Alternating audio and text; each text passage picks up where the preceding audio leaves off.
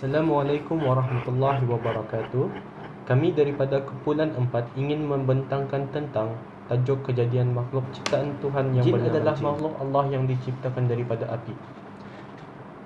Jin tidak dapat dilihat dan tersembunyi dari mata kasar manusia. Ini bermaksud kita sebagai manusia tidak dapat melihat jin. Bagaimana bentuk, rupanya kita tidak mengetahuinya.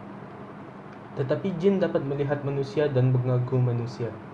Artinya jin dapat melihat dan menghasut manusia untuk berbuat kejahatan. Jin boleh menjelma menjadi manusia atau binatang dan sebagainya kerana bertubuh halus. Artinya jin boleh berubah bentuk menjadi rupa bentuk manusia kerana mempunyai sifat yang bertubuh halus. Jin hidup dalam alamnya tersendiri dan berlainan dengan manusia. Maksudnya jin dan manusia mempunyai alam tersendiri. Jin hidup di alam jin dan manusia hidup di alam manusia. Jin diciptakan untuk menyembah Allah dan menghambakan diri kepadanya.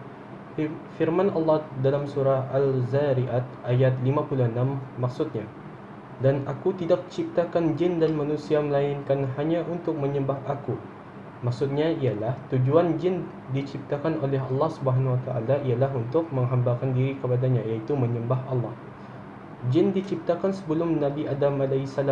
Buktinya dalam surah Al-Hijr ayat 27 yang bermaksud, dan jin kami telah menciptakannya sebelum, yakni Nabi Adam AS, daripada api yang sangat Jin mempunyai beberapa golongan. Ada yang terdiri daripada Islam, ada yang kafir, ada yang baik, ada yang jahat dan sebagainya.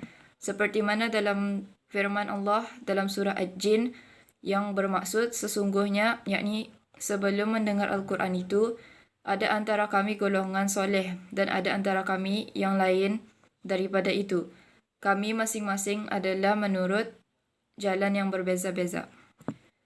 Pada ketika dahulu, jin selalu berada di tempat-tempat tertinggi seperti langit untuk mendengarkan rahsia dan percakapan penduduk langit. Namun, tangan Nabi Muhammad SAW, mereka tidak dapat berbuat demikian kerana adanya malaikat yang mengawal, dan sesiapa yang cuba mendengar akan dikejar oleh semburan api yang menyala.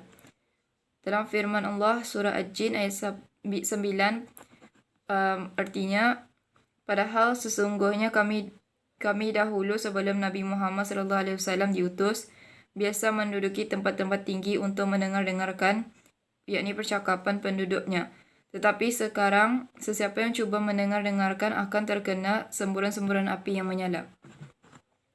Makanan jin adalah najis dan najis binatang tulang-tulang yang dibuang serta arang. Jin berkeliaran ketika waktu malam.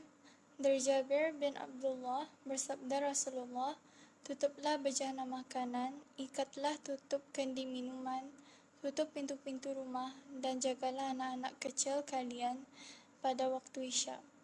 Kerana waktu itu waktu bagi jin-jin berkeliaran dan menculik. Dan padamkanlah lampu-lampu ketika kalian tidur, kerana binatang-binatang berbahaya dapat menarik sumbu lampu lilin sehingga mengakibatkan kebakaran yang menyebabkan terbunuhnya para penghuni rumah. Ibnu Jurayj dan Habib berkata dari Atta, waktu bagi syaitan-syaitan, diriwayatkan oleh Imam Bukhari. Hakikat jin. Jin diciptakan daripada api. Jin tergolong daripada makhluk yang halus, tidak dapat dilihat dengan mata yang kasar. Jin ada yang taat dan ada yang derhaka. Oleh itu, jin ada yang masuk syurga dan ada yang masuk neraka.